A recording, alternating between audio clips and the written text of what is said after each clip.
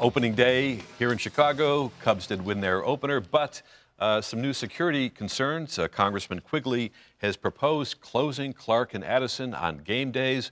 Mayor Emanuel put on his umpire's outfit and responded to that this way. My view about closing Clark and Addison, that's a swing and a miss. Not going to happen, not the right way to do it.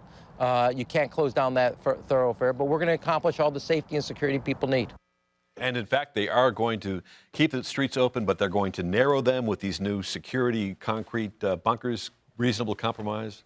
Seems like a reasonable compromise. I think those streets are already shut down somewhat on game days. It's horrible traffic.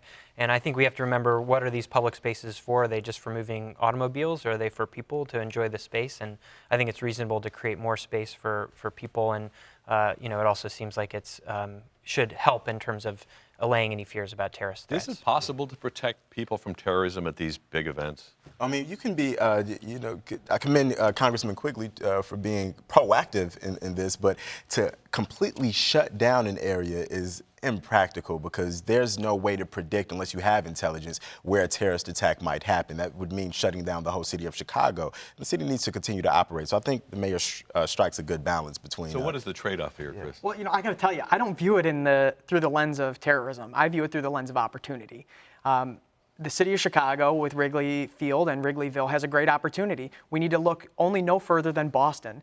Boston has Yawkey Way right outside of Fenway that they closed down. It's an active street, much like Clark and Addison and Waveland and Sheffield, and they close it down 3 hours before game time to create an atmosphere for fans and for individuals that want to participate in it. And I got to tell you, that sounds like a great idea, because while the residents, it may be perhaps a little bit of a problem for them, most of the residents that live in Wrigleyville, they're used to it by now.